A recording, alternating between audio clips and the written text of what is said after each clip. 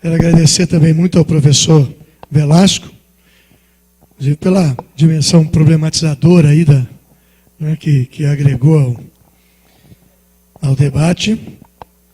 E agora, para a gente...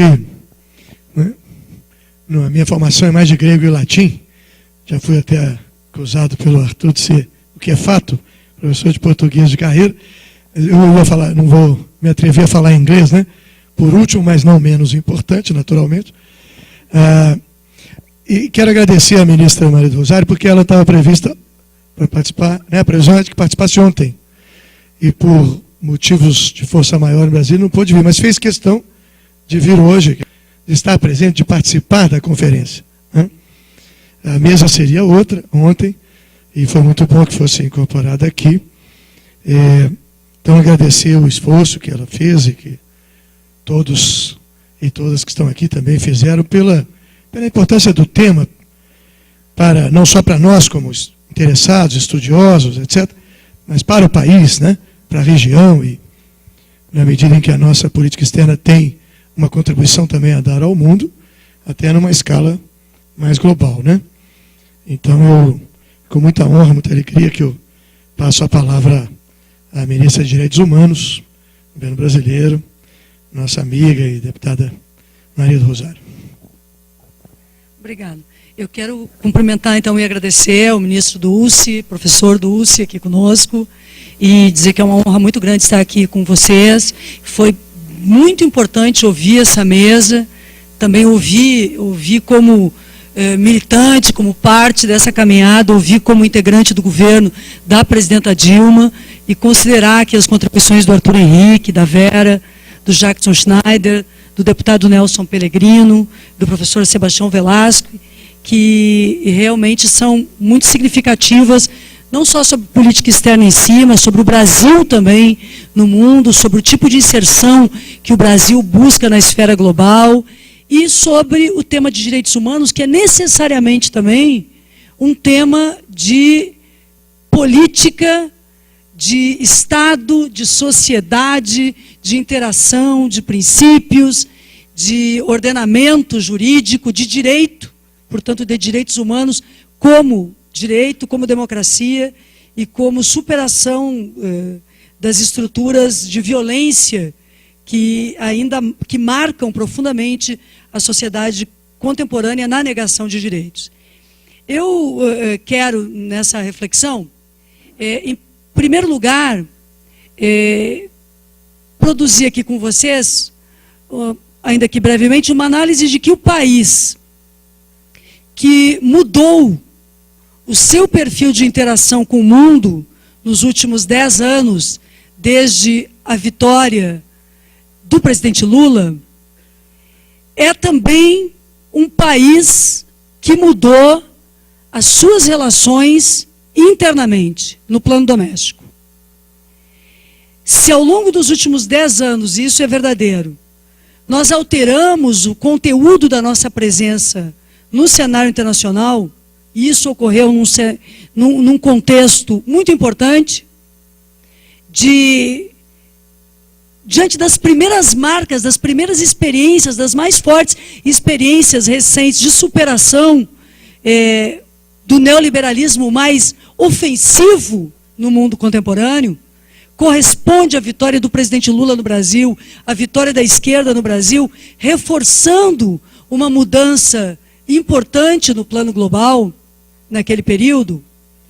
Nós também consolidamos esta virada, e isto é essencial no plano interno, porque a coerência entre o que o Brasil produziu para o mundo, as relações abertas, a possibilidade de diversificarmos as nossas relações econômicas com o mundo, ao mesmo tempo que reforçando no plano regional a experiência latino-americana, a experiência da América do Sul, a relação com a África, a cooperação Sul-Sul, que foi destacada aqui pelo deputado Nelson Pellegrino.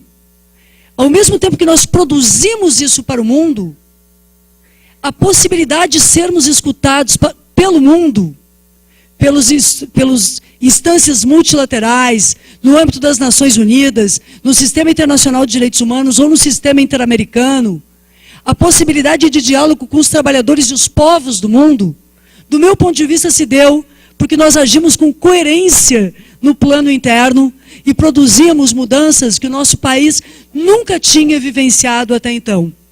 Ainda que em diferentes momentos históricos o crescimento econômico fosse uma marca para o Brasil, esse crescimento sempre se deu de forma excludente. E, portanto, a marca do Brasil no plano externo é a marca de coerência com os trabalhadores, as trabalhadoras, com os direitos humanos e com a defesa de direitos e a emancipação no cenário interno igualmente. Se nós falamos para o mundo nas questões ambientais, nós realizamos mudanças na política ambiental. Quando nós falamos em direitos humanos para o mundo, na superação da pobreza, incluindo de forma direta e firme os direitos econômicos, sociais e culturais, desde a vitória do presidente Lula, como questões essenciais na agenda de direitos humanos do mundo, propondo o enfrentamento da fome e da miséria como uma violação absoluta de direitos, nós fizemos isto porque realizamos também no plano interno. Então, essas duas vertentes, que o professor, inclusive, Sebastião, disse que em 2014 se decidem sobre quais as estratégias, qual a política externa, qual a perspectiva para o Brasil da sua inserção e da sua contribuição para o mundo, é porque a política externa é, por essência, política. E as decisões sobre a política externa são decisões dos governantes e da nação. São decisões a serem tomadas de forma cada vez mais democratizada no ambiente da nação. Mas são decisões políticas, porque a economia, a estrutura social, a estrutura do Estado são sempre orientadas por decisões políticas que precisam ser recuperadas como decisões importantes neste plano.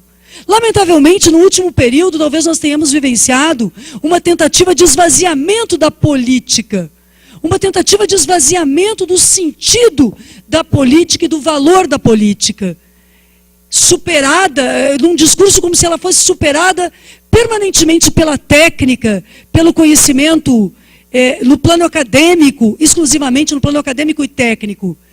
E, certamente, que todo conhecimento produzido no âmbito da academia, no âmbito da técnica, é essencial para que as ferramentas estejam posicionadas adequadamente para que um país como o Brasil possa superar tanto tempo de atraso, tanta história de violações, superar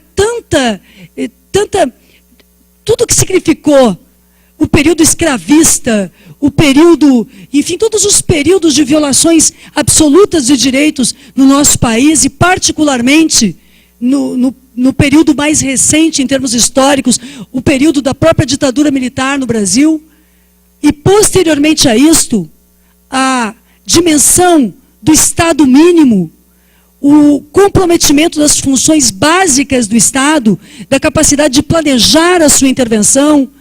O Brasil, desde 1988, tem, com a Constituição, com todos os limites com os quais ela foi produzida, mas como produto também do avanço e das lutas sociais no Brasil, o Brasil assumiu um compromisso constitucional com os direitos humanos e pauta suas relações internacionais também pelos direitos humanos, pela paz e pelo conceito de autodeterminação.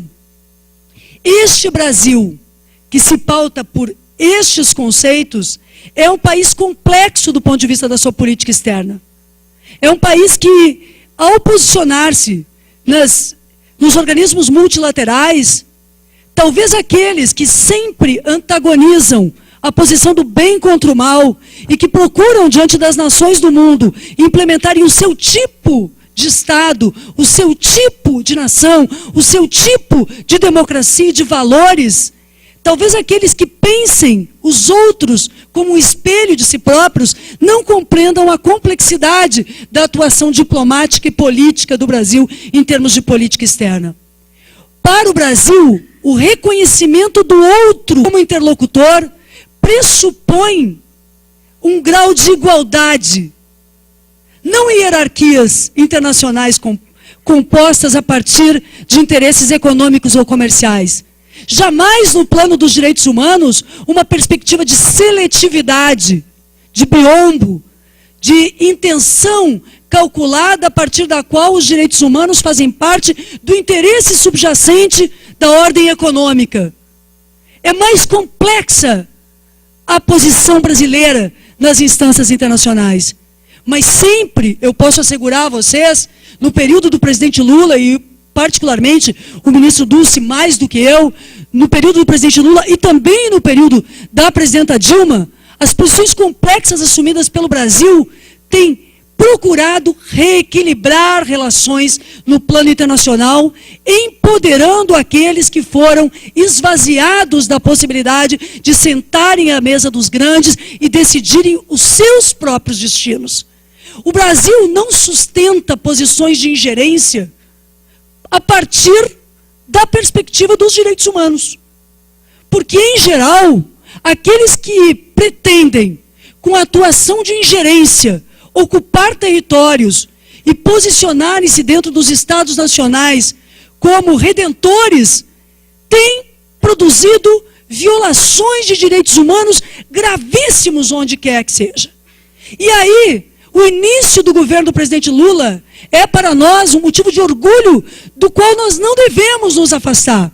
Porque ele define de pronto uma linha de autonomia, uma linha de posicionamento claro da nossa nação. Uma nação que está no ordenamento interno e no plano internacional, justamente pautada constitucionalmente na sua legislação maior, pela paz e pelos direitos humanos, não poderia, como de fato o presidente Lula corajosamente o fez, alinhar-se, por exemplo, na ocupação do Iraque. Ou defender que seja natural a ocupação dos territórios palestinos por Israel. A nação brasileira, portanto, se posiciona através do seu governo com esta clareza, para que a sociedade civil do mundo, para que os povos do mundo façam a sua experiência. Quando nos questionam e insistem nas questões referentes à ingerência e à ocupação de territórios, na verdade, o nosso posicionamento acredita que os povos têm que fazer o seu processo de emancipação e de luta. É claro, equilibrando relações, oferecendo a eles, no plano de cada nação, a possibilidade de serem ouvidos no plano internacional, jamais com a ocupação territorial, ou então com o assodamento da, aspas, contribuição bélica que muitas nações ainda produzem, insuflando falsas questões ou, enfim, posicionando-se em conflitos regionais ou nacionais de forma a desequilibrar as relações e, na verdade, produzir efeitos danosos a civis, a crianças, a mulheres, às pessoas de um modo geral. Portanto, o Brasil tem uma posição que busca de forma exaustiva uma posição coerente entre o plano interno e o plano externo, falar e realizar. O Brasil não se posiciona de forma simplificada. Ele questiona as soluções fáceis para problemas complexos e confia que nós devemos atuar no sistema multilateral, reforçando estes sistemas.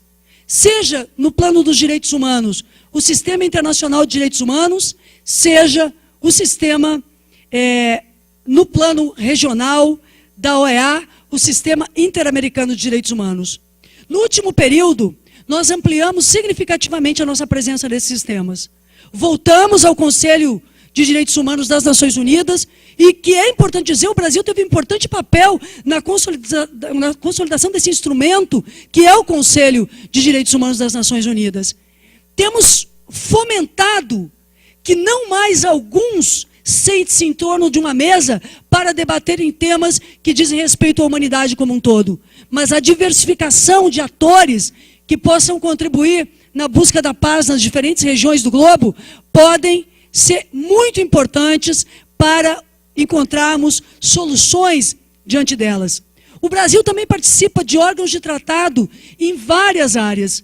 Ele retomou, está no segundo mandato, na área do enfrentamento à tortura, com uma comissionada que tem uma trajetória importantíssima, que é a Margarida Pressburger. Nós assumimos uma cadeira na Comissão de Direitos da Criança, no Comitê de Direitos da Criança das Nações Unidas, estamos no Comitê CEDAW das Mulheres, participamos, portanto, em diferentes áreas na Comissão contra o Racismo e, recentemente, alcançamos 2 postos importantes com brasileiros, como o Dr. Roberto Caldas, como juiz da Corte Interamericana de Direitos Humanos, e o nosso querido e competente, dedicado ex-ministro de Direitos Humanos do Brasil, Paulo Vanucchi, como o comissionado para a Comissão Interamericana de Direitos Humanos. Do ponto de vista dos desafios para o próximo período, nós precisamos reconhecer, nós reconhecemos que nenhum país do mundo cumpre totalmente os princípios de direitos humanos da Carta das Nações Unidas, como a humanidade deve almejar. O Brasil também não. A diferença que há, em muitas circunstâncias, é que em termos de política interna e nas nossas relações internacionais, nós buscamos uma relação de transparência, assumindo as violações que estão dentro do território nacional, para que elas possam ser superadas. Nós consideramos no plano doméstico que o primeiro passo para superarmos as violações de direitos humanos que nos envergonham no plano nacional é reconhecermos a existência dessas violações e trabalharmos de forma planejada a atuação do Estado e a participação da sociedade no controle da superação dessas marcas. Por isso, eu acredito que nós podemos ter uma agenda para o próximo período que efetivamente no plano global continue intensificando a atuação brasileira e que renove essa atuação em cooperação com os povos do mundo e com as nações do mundo. O Brasil, ele foi pioneiro na proposição da quebra de patentes para o acesso a medicamentos antirretrovirais. O Brasil, portanto, tem questionado, no que trata a defesa da vida, o princípio da propriedade. E essa questão tem sido importantíssima e é coerente com o tipo de cooperação que nós temos com boa parte dos países do mundo. Para o próximo período, nós nos preocupamos com uma série de ações que precisam ter uma participação global mais importante. O objetivo dos sistemas multilaterais deve ser gerar um clima de paz e de confiança entre as nações do mundo. Portanto, a participação brasileira em todos os sentidos deve permanecer e ampliar o sentido da cooperação. Então eu colhi aqui, do próprio Arthur Henrique e da Vera, sugestões no sentido de ampliar, porque efetivamente o Brasil já foi um país destino de cooperação das agências das Nações Unidas e de cooperação bilateral de países desenvolvidos, muito mais ampla do que agora, que nós inclusive superamos essa fase do ponto de vista dessa cooperação internacional pelos números do desenvolvimento no nosso próprio país. Mas nós devemos mover a nossa própria cooperação. O Brasil tem um projeto de cooperação com vários países do mundo em diferentes áreas. E a cooperação é a melhor possibilidade de conseguirmos superar violações. No plano dos direitos humanos ainda, uma cooperação fundamental e que deve, do meu ponto de vista, ser ampliada com a presença do Brasil como governo, da sociedade civil brasileira no mundo. Eu sustento que nós temos que ter organizações brasileiras que atuem no mundo, como nós temos organizações que têm trajetórias em outros países e que atuam no Brasil, no olhar. Nós temos como país, somos um dos poucos países do mundo que tem uma autorização permanente às Nações Unidas para suas inspeções dentro do Brasil a qualquer tempo em matéria de direitos humanos. E o nosso país, seria interessante, cada vez mais, que fomentássemos a presença de estruturas não governamentais brasileiras, ou dos movimentos, ou da sociedade civil brasileira, das organizações sociais do Brasil, também no plano continental e mundial. Vejam que hoje estima-se que nós tenhamos no mundo 15 milhões de pessoas na condição de refugiados e mais 30 milhões na condição de deslocados internos. A crise que assola o mundo desenvolvido tem reflexos dos mais perversos nas regiões de guerra do mundo, nas regiões de conflito. Uma atuação positiva diz respeito à relação do Brasil com o tema dos refugiados, com o tema dos deslocados também internos, para o apoio a essas comunidades. E nós iniciamos, ao longo do último período, uma atenção a esta questão, inclusive com refugiados palestinos e de outras regiões conflagradas que pensamos devemos ampliar. A questão dos conflitos armados precisa ser enfrentada com normas mais firmes e claras no plano global sobre a fabricação e a circulação de armamentos. E nesse sentido, particularmente, uma atuação coerente que nós devemos procurar para o próximo período, reforçando no plano da Unasul e do Mercosul, diz respeito à questão da migração humana. Somente em São Paulo, nós temos, na cidade de São Paulo, nós podemos chegar a 200 mil bolivianos. Há 2 ou 3 semanas atrás, quando um menino foi morto numa situação de violência exacerbada e terrível no colo da mãe, nós nos deparamos com uma realidade que é o não cumprimento ainda de um tratado de residência, de um acordo, melhor dizendo, de residência no âmbito do Mercosul, que foi assinado pelo presidente Lula para os países do Mercosul e para os nacionais bolivianos e chilenos, que possibilitaria a todos estes, bolivianos, chilenos, a todos os países do Mercosul, pelo menos, termos a possibilidade de, com esse acordo de residência, terem documentos e poderem, de forma mais simples, terem os seus direitos assegurados a um trabalho digno, como disse o Arthur Henrique, e enfim. Tomamos providências no sentido de, até com apoio da Prefeitura de São Paulo e com apoio e participação do governo federal, enfrentarmos essa questão conjuntamente. E precisamos de uma mobilização social nesse sentido. Nós não podemos realizar no Brasil o que países desenvolvidos realizaram com brasileiros no mundo ao longo de largo período, relegando a esses brasileiros as condições mais precárias de trabalho, de desvalorização e produzindo o tráfico de seres humanos como uma realidade. O segundo Plano Nacional para o Enfrentamento de Tráfico de Seres Humanos, que foi lançado neste ano, ele é importantíssimo justamente para que possamos enfrentar, seja do ponto de vista da migração, seja do ponto de vista do tráfico, as violações de direitos humanos que estão colocadas. Eu coloco ainda como uma agenda, e vou concluindo neste sentido, que a mais importante, do meu ponto de vista, cooperação que o Brasil deve produzir é no enfrentamento à violência. Novamente, não simplificando o tema, por exemplo, das drogas no mundo. E mais fortemente, não permitindo que as questões relacionadas ao tráfico de drogas acabem sendo a responsabilidade sobre os altos e vultuosos lucros das máquinas do tráfico de seres humanos, das máquinas criminosas do tráfico de seres humanos, de drogas ou de armas, estejam sob responsabilidade, sobre os ombros daquele que está na esquina, daquele que está ali, e muito menos do usuário. Eu quero dizer que, do meu ponto de vista, o enfrentamento à violência exige mais de nós, seja no Brasil, seja em cooperação na América do Sul, de modo particular. Hoje, o mapa da violência indica que no Brasil, a cada 100 mil habitantes, 27,4 são vítimas de homicídio. E entre 14 e 25 anos, o número de pessoas que são mortas salta para 54,8. Esta é, junto com a questão dos encarcerados, o mais grave tema de violação aos direitos humanos no Brasil. Agora, o Brasil e os nossos vizinhos da América Latina e Caribe respondem como os 10 países com maiores índices de homicídio juvenil. Portanto, essa é uma cooperação urgente.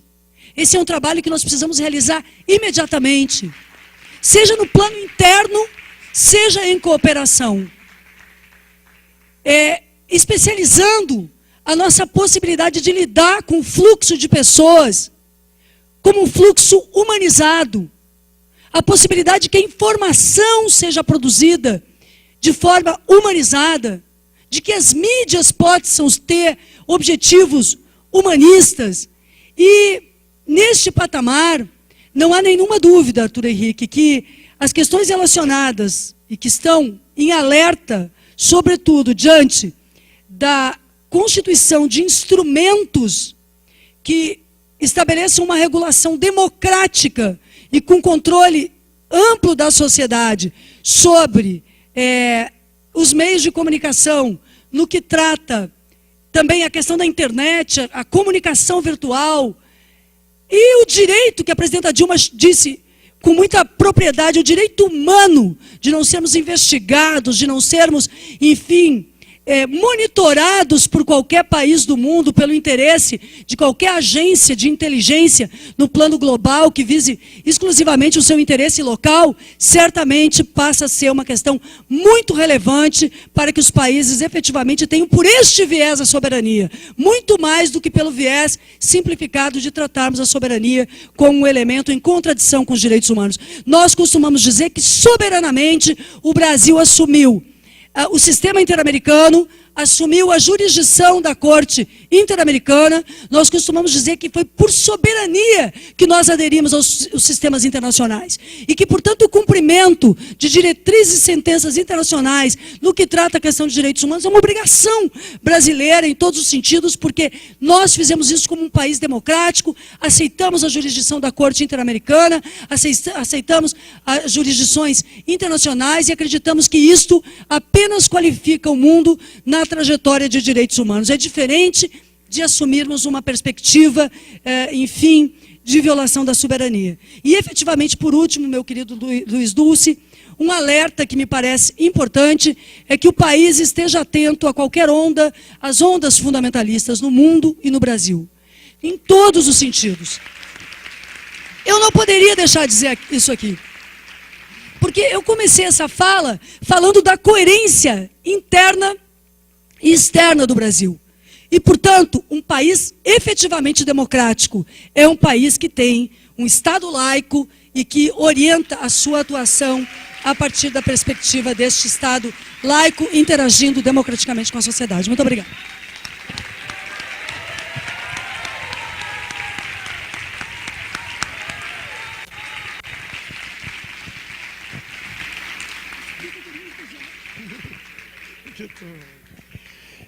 Bem, quero agradecer também muito, a importância da fala já foi expressa aí por todos os participantes, né?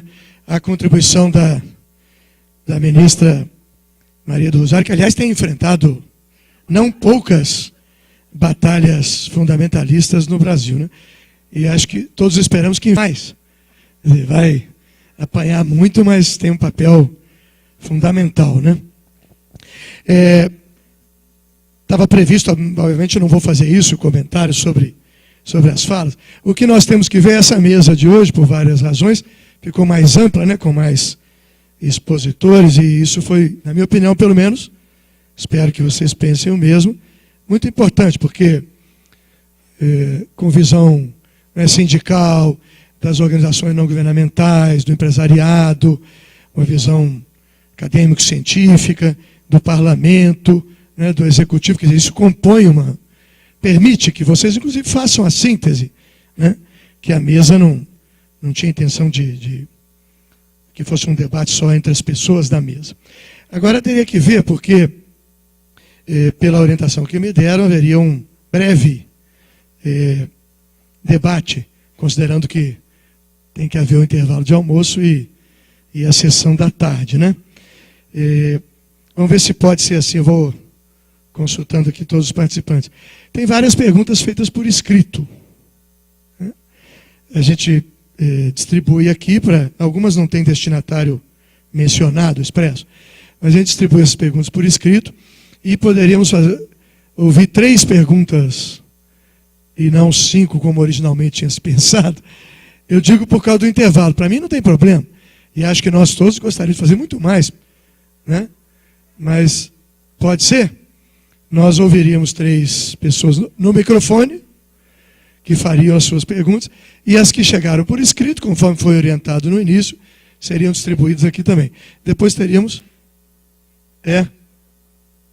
Não vamos ficar até... Eu calculo que isso teria que ser no máximo mais uns 20 minutos, 25 minutos no máximo. Não é até 1 hora, porque aí atropelaria o andamento dos trabalhos e... Não sei se nós poderíamos fazer dessa maneira. Quem tiver, os integrantes da mesa que tiverem necessidade de sair, daqui a pouco a própria ministra Maria do Rosário, eles poderiam responder primeiro. Podemos trabalhar assim? Então, não sei como é que foi nas mesas anteriores, essa coisa do microfone. Por favor. Meu nome é Graciela Rodrigues, sou do Instituto Equity, uma entidade feminista, e da REBRIP, Rede Brasileira pela Integração do... Queria fazer dois comentários, pergunta. Uma para o vice-presidente da Embraer, o senhor Jackson. Gostaria de que você manifestasse, que você soubesse que a Rede Brasileira pela Integração dos Povos, à época da discussão na OMC do contencioso Embraer Bombardier, a gente se pronunciou, evidentemente, e muito favoravelmente à controvérsia, e tivemos um papel muito ativo em todas as discussões que tiveram a ver na OMC para travar essas negociações a partir da ideia de melhor nenhum acordo que um mau acordo, e muitas vezes apoiando, outras vezes criticando o governo brasileiro, os governos da região, em torno do que estava sendo disputado na OMC. E eu acho que isso também, quer dizer, não sei se você mencionou que se apoiaram no governo, mas eu quero fortalecer muito a ideia de que foram os movimentos sociais, muitos movimentos sociais do sul do mundo, e em particular da América Latina e do Brasil, que foram extremamente importantes para dar a cara de multilateralidade que as negociações internacionais têm.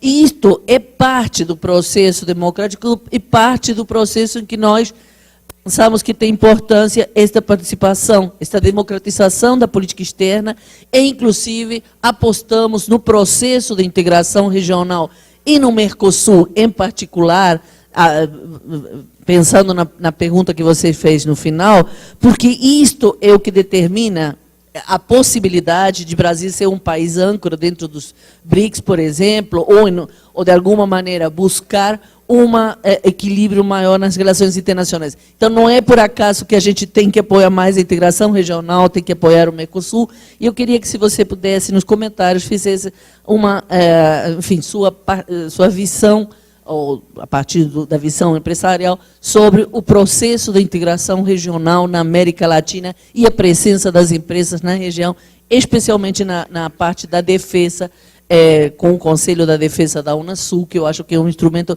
extremamente importante para a região. O segundo comentário, pergunta, queria me dirigir a Maria do Rosário, que, por sorte, no último minuto, falou uma coisa que eu já estava sentindo enorme falta de falar, que é a necessidade de reafirmação do Estado laico e o medo que está se tendo no Brasil de reafirmação. Na verdade, nós sabemos que parte grande dessa batalha está sendo por entidades fundamentalistas que são claramente longe de expressões religiosas, são o que tem se chamado, na linguagem corriqueira, mercaderes da fé, que têm utilizado a religião como uma forma de impor posturas políticas e fazer relações e alianças políticas dentro do Congresso para impor derrotas aos movimentos sociais. E nesse sentido, eu acho extremamente importante pensar que também o Brasil, que já teve posições durante o governo Lula de liderança na área de direitos sexuais e reprodutivos nas negociações internacionais, por conta destas está mudando suas posições, e nós vimos, lamentavelmente, que na Rio+20 foi justamente este aspecto o que foi retirado do ponto das negociações internacionais, e temos muita precaução e muita, enfim, com o que pode acontecer na sociedade com esta visita ao Papa. Nós achamos que a questão da laicidade é uma questão fundamental que o partido do governo, que o governo, que os partidos aliados não podem ter medo, não podem retroceder. E isso está ficando cada vez mais claro e está sendo moeda de troca em todas as eleições. Porque sempre nas eleições, o gravíssimo problema que enfrentamos, por não enfrentá-lo durante o tempo, é o problema dos direitos das mulheres, é a questões como a do aborto, que não se tratam nunca nos âmbitos públicos de debate. Então, acho que vamos recuando e isso não é mais possível. Obrigado. Obrigado. Quem mais iria fazer pergunta no plenário? Sempre pedindo que seja sintético. Depois tem uma companheira lá na ponta, pode ser? Ah, tem aqui? Seriam 3, porque eu também não... Primeiramente, bom dia, meu nome é Mateu, eu sou da Universidade do Sagrado Coração, de Bauru. E minha pergunta é bem breve, eu me dirijo à ministra. Nos últimos tempos, a gente tem visto a chegada de vários imigrantes, como a ministra citou, mas eu quero me focar nos haitianos. Qual a posição que a gente tem que tomar quanto a isso e quais as atitudes práticas que estão sendo tomadas para bem receber essas pessoas? Muito obrigado. Seria a terceira e última. E a nossa companheira vê quem pediu primeiro, parece que foi aqui. Bom dia, sou Juliana, estudante de Relações Internacionais da URGS, secretária da Juventude do PT de Porto Alegre e diretora da UNE. A minha pergunta, e na verdade a minha questão, foi muito provocada pela fala da ministra. Queria parabenizar a mesa, especialmente a tua fala, ministra, que quando tu fala da questão da coerência, da busca do Brasil pela coerência na sua ação interna, na sua política externa, e tu mencionou a questão do enfrentamento ao tráfico de drogas, enfim, a questão do tráfico internacional. Queria te provocar um pouco sobre a questão da gente pensar um pouco também sobre uma nova política de drogas no Brasil, porque tu mencionaste também a questão do extermínio da juventude, sobretudo a juventude negra e da periferia, que é uma pauta que a gente vem debatendo há algum tempo e tem tido muita dificuldade dentro do governo, tem tido muita dificuldade nesse último período, especialmente, de fazer avançar, que é a questão de se pensar uma outra política de drogas dentro do Brasil para combater o extermínio da juventude negra e da periferia, que é quem mais sofre hoje com essa política de combate ao tráfico de drogas, que mata milhões de jovens e que bate o tráfico de drogas. É isso.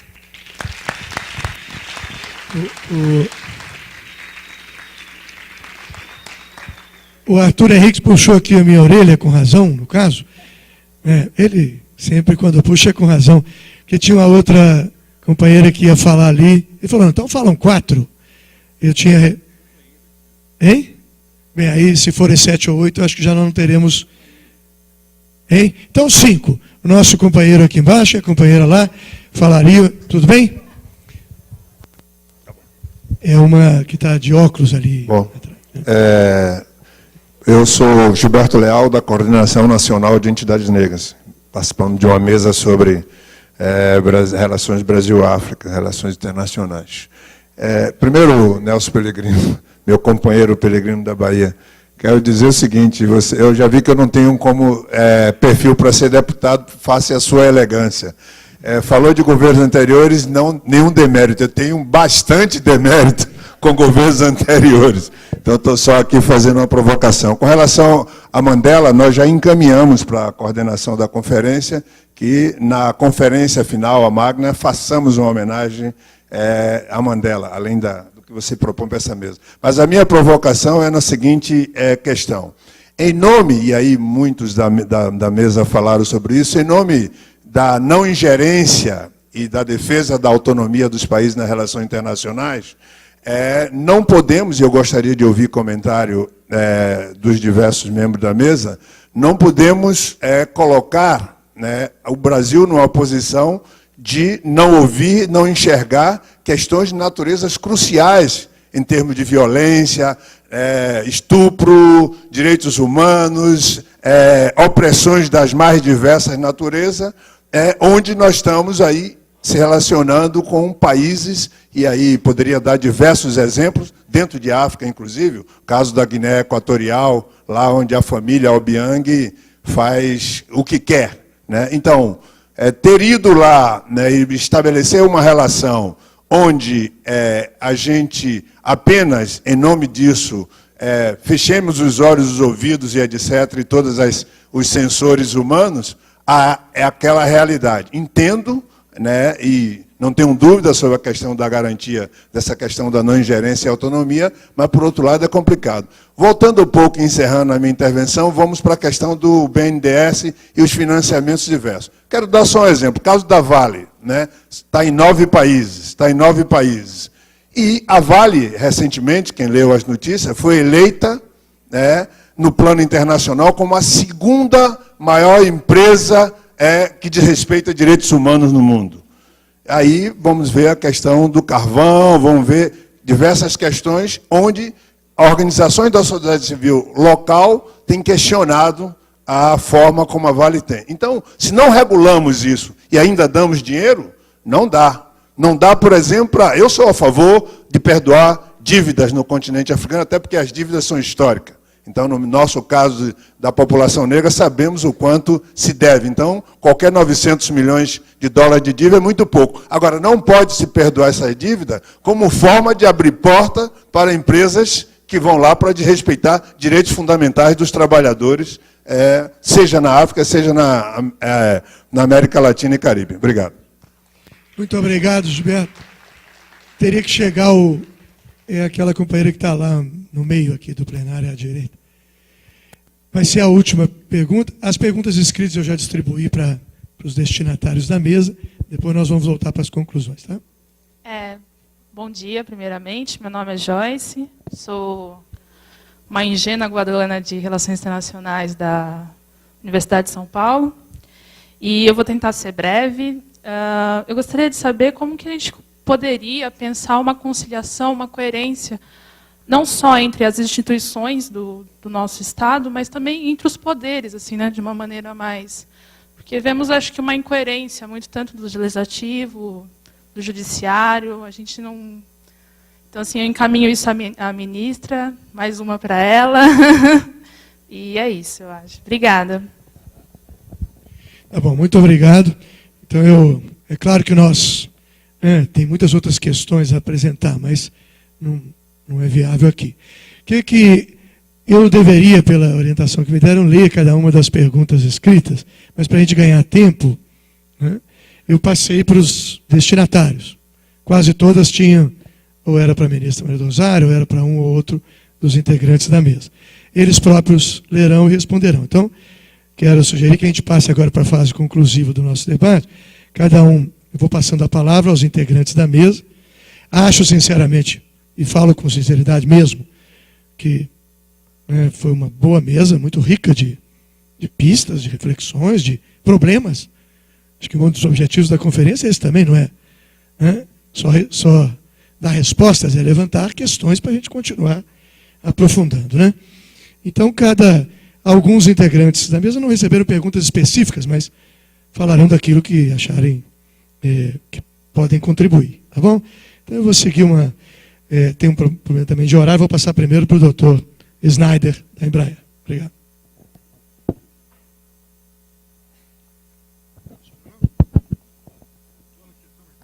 Alô? Bom, primeiro agradeço a manifestação da senhora Graciela, não sei se apontei corretamente o nome, e eu faço um reparo que comentei antes. Na verdade, o meu comentário especificando o papel do governo brasileiro no apoio à Embraer no âmbito do contencioso Bombardier, com a Bombardier, é porque as negociações se dão no âmbito de governo dentro da OMC. Mas, claro, sem dúvida, o papel da sociedade civil organizada, com vários movimentos, brasileiros ou não, foram extremamente importantes até para chamar a atenção daquele problema. Como hoje, são fundamentais na grande discussão do movimento do multilateralismo no mundo. Eu acho que sem a sociedade civil organizada, sem a participação dela, a discussão estaria se dando em em outro elemento, com outro foco, talvez já tivesse sido concluída em algumas esferas, são várias dimensões de negociação, em algumas esferas com arrependimentos hoje muito grandes, né? Se viu que aquilo que estava posto na mesa de negociações, a realidade mostrou que se tornou bem diferente. Eu vou responder esse primeiro comentário da sua fala. O segundo comentário, a senhora falou de uma possibilidade de uma integração no âmbito da América do Sul, principalmente envolvendo empresas. E eu aproveito e respondo também no mesma linha ao Renato Saraiva, da Universidade Federal do Rio Grande do Sul, meu conterrâneo de Estado e de Universidade, ao Chico Pereira, da UNILA, e a Giovanna Esther Zucato, também da URGS, que fizeram perguntas nesse mesmo sentido. Eu, sem dúvida alguma, acredito fortemente que isso é possível e é necessário. Nós temos um exemplo dentro do nosso cotidiano de prática disso. A Embraer tem alguns projetos de integração com outras empresas da América Latina. O mais candente deles, o mais forte deles, o que mais chama atenção é o que eu mencionei, que é um avião cargueiro com capacidade de carga de mais de 20 toneladas, que tem a participação ativa de desenvolvimento, ou seja, não é só produção, vai ter peça, vai ter produção, mas tem desenvolvimento, tem tecnologia sendo aplicada, tanto da Argentina quanto da Colômbia. É um desenvolvimento conjunto, envolve também Portugal e República Tcheca. Ou seja, na nossa prática, isso já é realidade, isso já acontece e também ocorre em outros projetos específicos, não com a dimensão do KC-390, que é o codinome do projeto, mas também acontece em outros projetos. Eu acho que a complementariedade em alguns segmentos de produção da indústria no âmbito da América do Sul, ela pode permitir que a plataforma de produção e a plataforma de esforço de pesquisa e desenvolvimento se dê de forma a aumentar a competitividade do produto aqui feito no mercado global, né? Eu vejo isso muito claramente, uma indústria que eu tenho um certo conhecimento, da indústria automotiva. Eu acho que a integração do Mercosul, ela, por exemplo, no âmbito das plataformas de produção entre Brasil e Argentina, ela é extremamente bem sucedida. Tem questões aí que podem, sem dúvida, ser aprimoradas, mas é positivo. Respondo aqui, e de forma mais rápida, ao Renato Saraiva, e da Federal do Rio Grande do Sul também, e ao Diogo Calazans Correia, que não sei se estão aqui ou se essas perguntas vêm via digital. Estão aqui, o Diogo Calazans, da Universidade Federal do Rio de Janeiro, que perguntam sobre uma certa crítica à Embraer, que eu respondo, referente à pouca substância de produção no Brasil. Como que se boa parte do produto da Embraer, o produto avião mais sofisticado, ele fosse formado por peças vindas de fora e com pouca representatividade da cadeia de produção. O produto avião, ele tem sim uma conotação de cadeia de produção global. Não se faz avião apenas com produção local. Mesmo os países mais desenvolvidos na área de aviação, os Estados Unidos ou Europa, se podem permitir o luxo de comprar produção apenas na sua base física de país. Isso não acontece. Agora, uns números que eu posso dizer para vocês a respeito desse dado: o superávit comercial da Embraer, ou seja, a diferença entre o que a Embraer importa e o que a Embraer exporta, é de mais de 2 bilhões de dólares ano. No ano passado foram 2 bilhões e 200 milhões de dólares. Sem dúvida alguma, de produtos manufaturados, é de longe a empresa, mas de longe a empresa com maior superávit comercial, com a maior geração de riquezas efetiva de moeda forte no Brasil. Isso mostra, sim, uma agregação de valor feita no Brasil muito grande, muito forte. Nós temos não só a produção própria, mas envolvimento de uma série de empresas que são nossas fornecedoras desde o início da concepção do produto até a sua conformação final. E além disso, existem projetos fortes e positivos junto à FINEP e junto ao BNDES para que empresas interessadas em entrar no desenvolvimento da indústria de defesa, indústria aeronáutica, possam contar com conhecimento e com recursos para integrar essa cadeia de produção. Ou seja, além da existência desta cadeia local, existem projetos para reforçar isso. E, por último, respondo ao André França sobre as projeções da Embraer de formar, junto com o governo, uma base industrial de defesa nacional. Eu acho que, de certa forma, isso já está acontecendo. Eu sempre digo que a indústria de defesa, por sua natureza, é uma indústria estratégica. Nós temos essa concepção e estamos extremamente sintonizados com o governo no sentido exatamente de estruturar uma indústria estratégica de defesa que capacite o Brasil, junto com seus parceiros, para atender às suas necessidades. Esperamos que essas necessidades nunca ocorram, mas queremos estar preparados para, caso elas ocorrerem, de dar a resposta e dar uma resposta local. Nesse sentido, e rapidamente, por exemplo, nós temos uma joint venture, uma empresa para absorver e para produzir no Brasil, como eu comentei, veículos não tripulados, que é o que é considerado eventualmente o conflito do futuro aeronáutico, ou seja, é o chamado VANT. Temos uma empresa específica, especializada em sistemas de alta tecnologia de vigilância de fronteira, com desenvolvimento brasileiro, com tecnologia brasileira, com participação de parceiros da América do Sul no desenvolvimento dessa tecnologia. Temos uma empresa, chama TEC, especificamente voltada para o desenvolvimento de inteligência da chamada guerra cibernética. É algo que envolve a integração de sistemas num nível de tecnológico mais de ponta possível. Temos uma joint venture, uma parceria com o governo brasileiro, com a Telebrás, formatando uma empresa que produza, que contrate o lançamento e a construção de um satélite geoestacionário e que construa no tempo a capacidade de trabalhar com o sistema satelital. Ou seja, tem uma conformação de uma indústria de defesa, eu poderia dar outros exemplos, bem rica nesse sentido.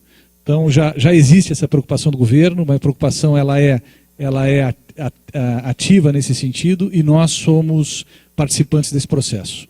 Obrigado.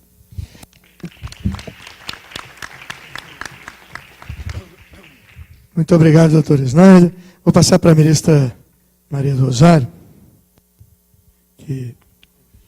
Bem, eu nem tenho pretensão de tratar todos os temas como merecem os que me fizeram questões. Do ponto de vista do Estado laico, essa é uma afirmação que se relaciona com a própria normativa legal brasileira. Então, nós temos que cumprir essa existência, né? Essa orientação do ponto de vista da formulação de políticas públicas. Do ponto de vista dos haitianos, né, na questão dos haitianos, é certo que nós temos uma preocupação específica com a comunidade haitiana e com o Haiti.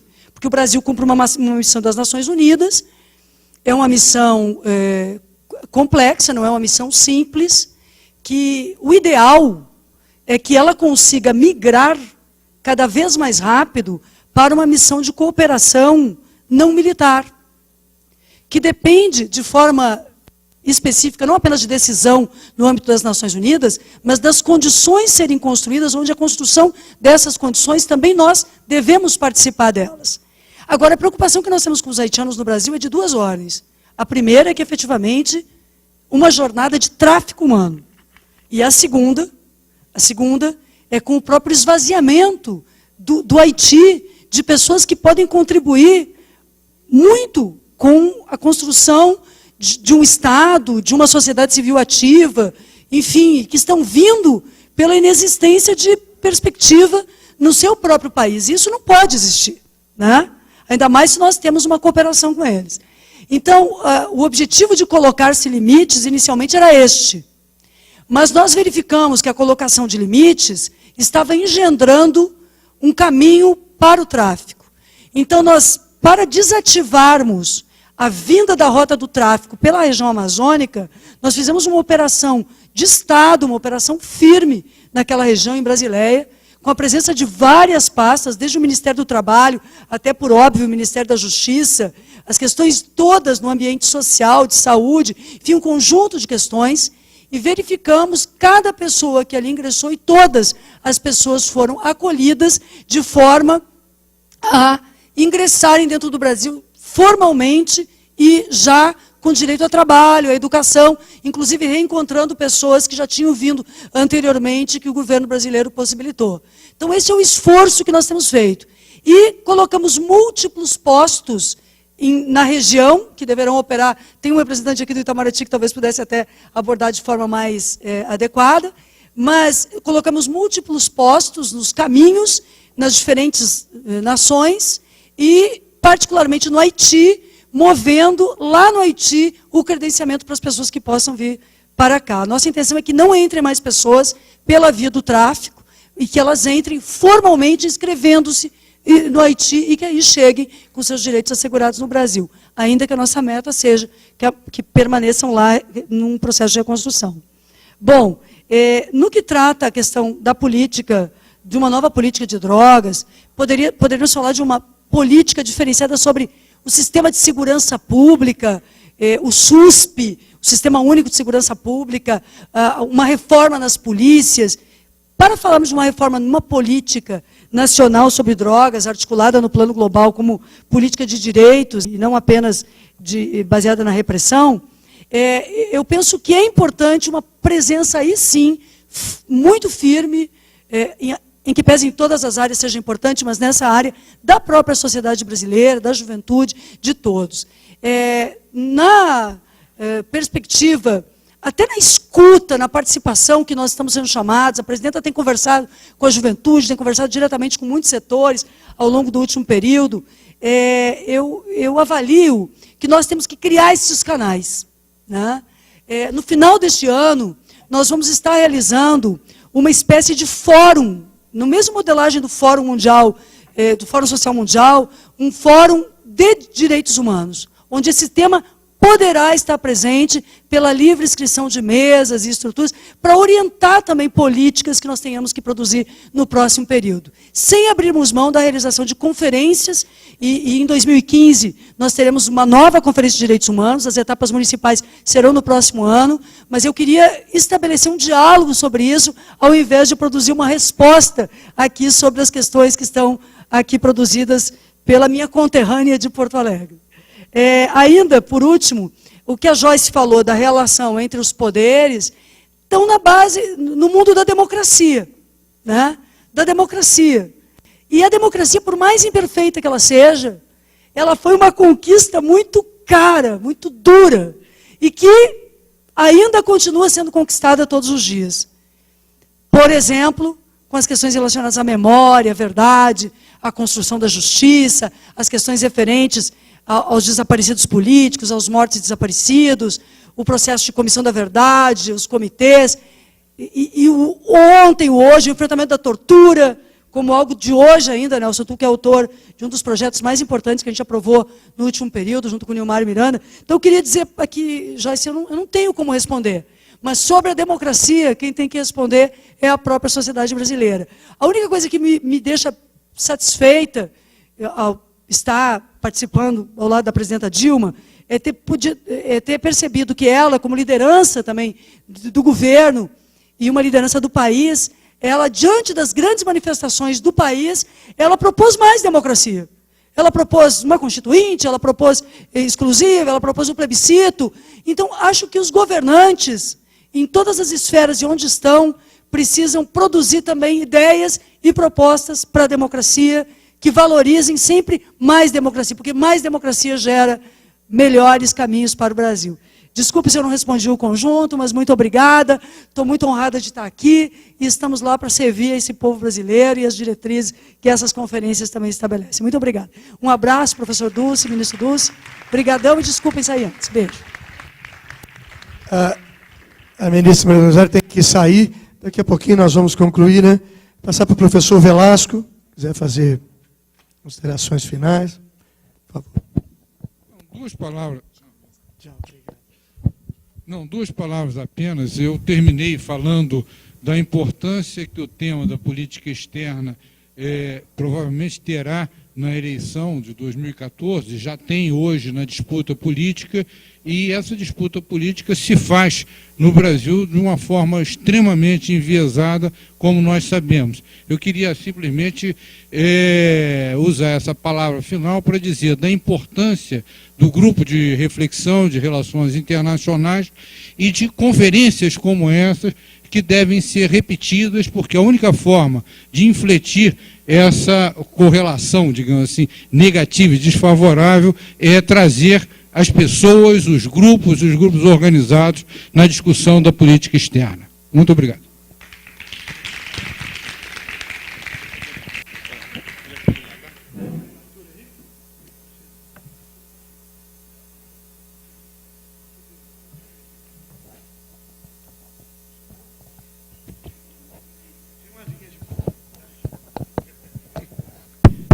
Homenagear os metalúrgicos presentes é uma verdadeira linha de produção aqui. Não, também muito rapidamente, concordando com o Sebastião Velasco em relação à disputa importante de 2014 e que já se coloca essa disputa não só nas ruas, mas em todo o país. Eu costumo dizer assim, é só... Como a gente está fazendo e fez um balanço absolutamente positivo, não só da política externa, mas de várias políticas públicas implementadas no país nos últimos 10 anos, mas também colocamos as questões principais em relação aos desafios que era o objetivo principal dessa mesa para pensar para frente, né?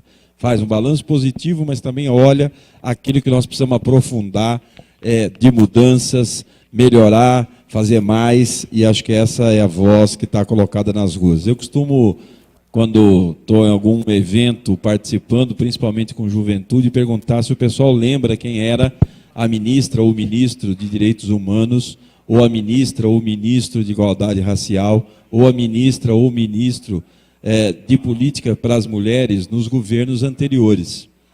E aí fica todo mundo assim, como assim? Porque não tinha.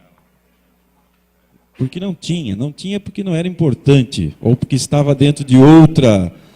debate. O que eu estou chamando a atenção é porque essa disputa está colocada para nós de como avançar cada vez mais. Segundo, chegou uma pergunta aqui em relação à questão das empresas e dessa dificuldade, da necessidade de saber ouvir, saber falar e saber escutar, principalmente em relação à atuação das empresas. Eu quero usar o exemplo da declaração sociolaboral do Mercosul. Nós demoramos 10 anos para conseguir agora finalmente fazer uma atualização da declaração sociolaboral. Mas ela continua sendo em bases, não do ponto de vista daquilo que deveria ser em relação à integração, que é pelo máximo, ou seja, daqui a 10 anos nós queremos ter uma declaração sociolaboral envolvendo os países do Mercosul que seja a garantia dos direitos pelo topo, pelos melhores direitos aplicáveis em cada um dos países. Não, é sempre a possibilidade de construir direitos, desde que respeitada a legislação de cada país. Então, essa dificuldade é que também faz com que a gente tenha a tentativa, às vezes bem-sucedida por parte de uma direita, que também faz a disputa conosco. Por fim, reforçar o debate sobre a democracia, Estado laico, que foi perguntado pela Joyce, isso, para mim, é absolutamente importante e reflete o tema central que nós estamos vivenciando hoje no Brasil, da importância da reforma política. Se nós não tivermos capacidade de organizar e mobilizar a sociedade brasileira para debater a reforma, e nós estamos falando de reforma política, quando a gente fala de Estado laico, nós estamos falando de uma grande quantidade de deputados e deputadas ligados a determinados setores de determinadas religiões, na mercantilização da fé, que estão sendo hoje uma grande parte dos deputados e deputadas eleitas no Congresso Nacional. Quando nós estamos falando da necessidade de conter o abuso econômico das grandes corporações nas eleições, nós estamos falando de que não dá para ter um Congresso Nacional com uma ampla maioria de representantes do agronegócio ou do setor empresarial. E isso tem a ver com disputa econômica, com o financiamento das campanhas eleitorais. Isso tem a ver com a democracia. Então, se a gente não tiver capacidade de utilizar esse momento para discutir que a população foi para as ruas legitimamente, não a manipulação da TV e tal, mas as manifestações legítimas foram pedir mais participação, mais democracia direta, e, portanto, acho que esse é um tema absolutamente fundamental e essencial para nós. Hoje tem 2 ou 3 páginas na internet colocando a pergunta da forma, me lembrou o desarmamento. Você é a favor de continuar pagando os seus impostos para financiar campanhas políticas? A pergunta não é, você é a favor das empresas continuarem financiando os partidos e os não sei o que tal? Não, a pergunta é justamente de tentar fazer com que você seja levado a pensar, bom, eu já pago os impostos, vou ter que pagar mais quando tem uma proposta de fim do financiamento privado através das empresas. Então, esse para mim é um tema absolutamente fundamental, como é o tema da democratização da comunicação, que nós temos que enfrentar na sociedade brasileira se quisermos avançar cada vez mais na democratização da política externa, olhando para, principalmente, o fortalecimento da democracia aqui no país internamente. Obrigado, foi um prazer. Bom, Dulce, obrigada. Então, eu tenho aqui 2 perguntas do Renato Saraiva, da Universidade Federal do Rio Grande do Sul, que eu também vou responder de uma forma bem sintética, não vou nem ler para não perder tanto tempo, vou só mencionar a temática e já deixar minhas palavras finais, tá bom? O Renato pergunta sobre se acha possível combater o pressuposto que ainda está muito arraigado de que o Estado é o grande ator da relação internacional e que isso estaria baseado na preponderância da força e do poderio militar, né? Então, realmente, eu acho que, de fato, essa é uma ideia arraigada ainda em muitos atores estatais, ainda brasileiros que estão relacionados à política externa, ainda levam um susto com a participação, mas eu acho que é algo que estamos caminhando. Acho que a realização dessa conferência é um caminho, eu acho que nas diversas mesas a gente teve diversas respostas para isso, e jamais nos rendermos à ideia de que a política externa, quem prepondera é a força militar.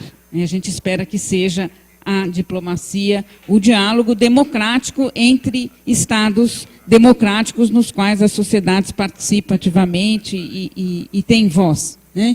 E uma outra pergunta que ele fez foi sobre como eu achava a questão da participação, a presença no Brasil das ONGs estrangeiras, principalmente anglo-saxãs, se não era uma forma do interesse desses países estarem de alguma forma infiltrados aqui. Eu aproveito para fechar com essa questão também. Importante a gente fazer uma autocrítica das nossas próprias organizações. Eu acho que a gente não pode assumir, em momento nenhum, quando estamos falando em justiça social, em solidariedade, na política externa, tomar uma atitude xenofobista, assim, lembrando de como a gente era tratado, mesmo brasileiros, não, vocês estão financiados pelo ouro russo, e é tudo interesse na Amazônia, vocês estão defendendo o interesse dos anglo-saxões, enfim. E a gente sabe que não é. Quer dizer, também acaba sendo esse discurso xenofobista, um discurso de direita que a gente tem que combater. E eu acho assim, nós estamos vendo mesmo um movimento de fortalecimento de organizações, de ONGs internacionais, né, que apostam em criar bases nos países, e, claro, chegando aos países emergentes, inclusive com interesse de captação de recursos, que eu acho que a gente deve, vamos dizer, apoiar, mas com o olhar de que, de fato, essas organizações sejam internacionais, e não ONGs anglo-saxãs, mas, de fato, organizações internacionais que prezem pela democracia, pelo espírito internacionalista, e que, enfim, deem voz a todos, que tenham também esse espírito multilateral, e que isso, sim, vai exigir de nós, organizações da sociedade civil, um olhar atento para a democracia das nossas próprias organizações. Eu acho que esse também é um exercício importante que a gente tem que tá tomando fazendo a todo momento, de olhar para nós mesmos, porque certamente a nossa capacidade de influenciar o debate internacional e os espaços de governança global será também a legitimidade das nossas organizações, que também depende da gente assumir o princípio da democracia, da transparência, do diálogo, da comunicação com a sociedade. Né? Até para pegar o mote da reforma política, que eu concordo com o Arthur, talvez é a agenda talvez certamente mais importante que eu acho que emerge das ruas e que a gente deve continuar. Quer dizer, nós também precisamos combater, quando falar, por exemplo, a história do voto em lista. Não, isso vai favorecer os caciques dos partidos. Ué, mas o partido tem cacique, né? Os partidos também têm que se democratizar. Né? E a gente só vai conseguir um Estado democrático à medida que a gente vá democratizando também todas as nossas organizações. Então, eu, enfim, deixo também esse recado para nós, organizações da sociedade civil, academia, sindicatos, partidos, aí numa visão bem ampliada, de ver como é que a gente também constrói pela base a democracia que a gente quer ver espelhada no nosso governo e nas suas relações com o resto do mundo. E deixo, então, meu agradecimento a todos vocês por estar aqui. Obrigada. Muito obrigado, Vera, também. Vamos dar a palavra para concluir aqui a nossa mesa ao deputado Peregrino. Bom, primeiro eu queria, mais uma vez, parabenizar pelos organizadores desse seminário, pelo conteúdo, pela riqueza e pela reflexão. Duas perguntas me chegaram aqui. Uma sobre a agilidade do Congresso Nacional e a outra de respeito à incapacidade, né, do governo de impedir a comunicação por celulares nos presídios, a impedir que nós sejamos espionados pelos Estados Unidos. Primeiro, eu quero dizer que eu penso que o Congresso realmente tem que estar mais sintonizado com a voz das ruas e com as necessidades da sociedade. E tem que responder à agenda legislativa que o Brasil precisa, nessas áreas todas. Inclusive, na área da política externa, eu acho que a gente tem dado uma contribuição importante. Eu quero aqui registrar que, por exemplo, é evidente que houve uma mobilização na sociedade, essa mobilização foi fundamental, mas foi no Congresso que a adesão do Brasil à ALCA foi barrada. E foi no Congresso também que a adesão do Brasil ao chamado Tratado lá de Alcântara também foi barrada. É evidente que houve mobilização da sociedade, mas foi inclusive a partir até de um parecer do antigo ex-deputado Valdir Pires, quando a gente achou que era um assinte à nossa soberania, ter no nosso território uma instalação onde nós não pudéssemos vistoriar o que entra naquela instalação e que ele fosse contado como um território estrangeiro dentro do Brasil. Então, nós temos dado a nossa contribuição, seja na formulação de políticas, seja na aprovação dos acordos, seja, inclusive, até contribuindo para a formulação de políticas no nosso país. Em relação a essa questão que é colocada, primeiro eu quero dizer, eu fui secretário de Justiça. Quero dizer que há, sim, tecnologia para bloquear celular em presídio. Não só fazer bloqueio seletivo, o problema é falta de vontade política de enfrentar o problema. Então, acho que a questão não se coloca nesse plano. Agora, nós temos que, sim, que investir na tecnologia cibernética. Essa é uma questão que é essencial. Eu li recentemente um artigo que os Estados Unidos está gastando agora, só num centro cibernético deles, eles estão gastando quase 2 bilhões de dólares nesse centro cibernético. Aliás, já começa a se desenvolver nos Estados Unidos uma nova doutrina, que as forças não só apenas são a aeronáutica, a marinha ou o exército. Tem uma quarta força, que é a força cibernética. Então, essa é uma questão fundamental. O Brasil tem um centro de defesa cibernética, que é comandado, está a cargo do comando do Exército. Eu penso que a gente tem que fazer investimento nesse centro de defesa cibernética, seja em recursos para que a gente possa se apropriar de tecnologias sensíveis. Essa é uma questão fundamental. Eu ousaria, inclusive, fazer uma afirmação que é o seguinte: nesse cenário internacional de hoje, e que não é muito diferente do mais antigo, as nações no mundo são respeitadas pelo seu poderio econômico e pelo seu poderio de defesa. Nós gostaríamos, e estamos trabalhando no país, não só para ser respeitado pelo nosso poderio econômico, pelo nosso poderio de defesa, mas como também pelo nosso poderio social, que esse é um diferencial da nossa democracia, do nosso projeto.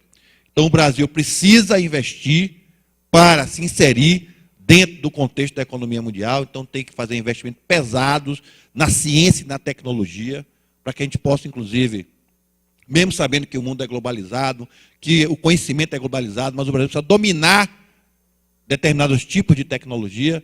Então, hoje nós temos uma parceria que é estratégica com a França num programa de construção de submarino, inclusive o submarino para opção nuclear. A parceria só pode ser possível porque há 25 anos atrás o Brasil decidiu, contra a vontade dos Estados Unidos e outros países, desenvolver o seu programa nuclear. Então, nós atingimos, certo, excelência e autonomia na tecnologia nuclear. Isso nos permitirá, inclusive, participar de um colégio seleto de nações que dominam essa tecnologia na área de defesa.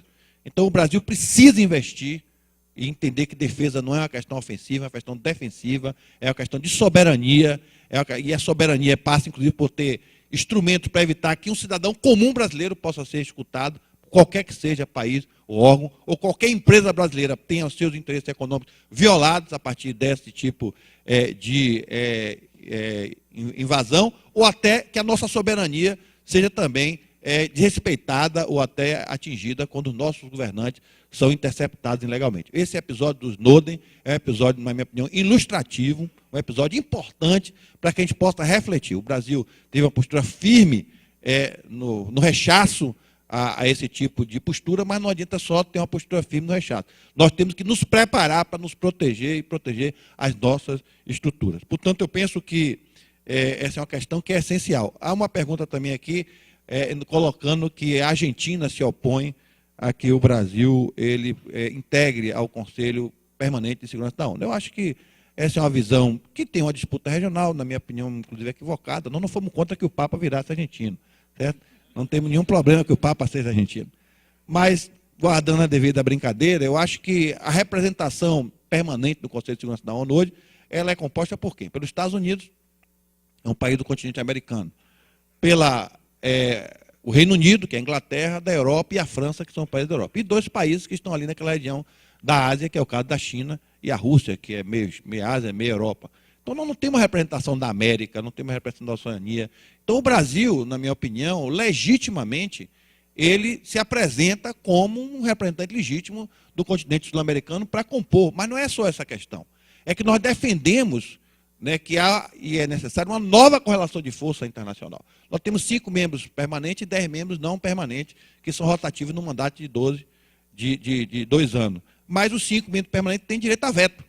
Então o Brasil considera, e eu acho que é legítima essa discussão, de que esse Conselho reflete uma realidade do pós-guerra, uma realidade da Guerra Fria, uma realidade que hoje não se apresenta mais no mundo. Nós temos uma nova realidade de multilateralismo. O Brasil é um protagonista nesse multilateralismo e ele não abre mão de, inclusive, exercer seu protagonismo em todas as instâncias, inclusive como membro permanente do Conselho de Segurança da ONU. E, por fim, eu penso que o professor Sebastião colocou um elemento que, para mim, é fundamental e estratégico. E eu acho que é um elemento que vai dominar não só a pauta das eleições do ano que vem, mas como também a pauta do futuro. Como é que o Brasil se insere dentro dessa globalidade internacional? Que tem 3 aspectos, eu diria. O aspecto na área econômica, o aspecto na área política e o aspecto, evidentemente, na área de defesa. E os 3 se complementam e se interagem. Então, no aspecto econômico, eu já disse, o Brasil tem que dominar tecnologias de ponta, tecnologias sensíveis, para que ele possa, né, estar inserido dentro do contexto mundial e, evidentemente, ter uma indústria forte, ter uma agricultura forte, ter um setor de serviço forte, para que ele possa se inserir no contexto mundial. No aspecto político, o Brasil tem procurado estabelecer essa multilateralidade. E no aspecto da defesa, eu penso que o Jackson colocou, eu acho que nós estamos tentando formar uma base de indústria de defesa. Agora, tem um elemento que para mim é fundamental, que são as nossas estratégias regionais e nossas estratégias mundiais. Então, o Brasil tem investido no Mercosul, na ampliação do Mercosul, na Unasul também, e está, evidentemente, observando outras movimentações que estão ocorrendo, como a Aliança do Pacífico, essa Aliança do Pacífico agora, né, com o Canadá, os Estados Unidos, com o Japão, né, com a Oceania. É evidente que são blocos que estão se formando. Nós temos que saber se nós como nos vamos relacionar com esses blocos, inclusive com a comunidade do euro, que chamou o Mercosul para ter uma área de livre comércio, mas também a zona do euro está discutindo uma zona de livre comércio com os Estados Unidos. Então, tem toda essa movimentação. É evidente que seria objeto de um novo seminário isso. Mas eu diria que, para concluir a minha fala, que a movimentação do Brasil nesse cenário internacional ela tem que continuar pautada, certo, por uma doutrina que eu acho que foi, inclusive, desenvolvida enormemente a partir do governo Lula, que é a partir dos nossos interesses nacionais, do nosso interesse soberano. Nós vamos procurar, seja relações bilaterais ou relações multilaterais, a partir da conveniência da nossa economia, do nosso país, do nosso interesse soberano enquanto nação. Essa que deve ser a nossa orientação e não ficar ao arrepio, né, dos modismos, certo? Inclusive de setores da imprensa interna, internacional, que ao apregoar esses modismos não são isentos. Esses modismos não são aquele modismo acima de interesse. Há interesse sim, e nós temos que ter cuidado. Nós tivemos que ter a coragem de não entrar na ALCA, que é a área de livre comércio das Américas, nós íamos virar o quintal da economia dos Estados Unidos, íamos ser aniquilados, porque nós temos que ter clareza uma coisa, nós não somos o México, embora o México esteja vivendo um momento difícil, mas a diferença nossa para o México é que o México tem uma fronteira com os Estados Unidos. Então se pode montar uma base operacional lá de produção e levar à exportação. O Brasil não tem fronteira com os Estados Unidos. Então, cada caso é um caso que tem que ser examinado, principalmente a partir dos interesses soberanos do Brasil. Muito obrigado. Muito obrigado aos integrantes da mesa, a todos e todas vocês e aos que nos acompanharam pela internet. Boa tarde.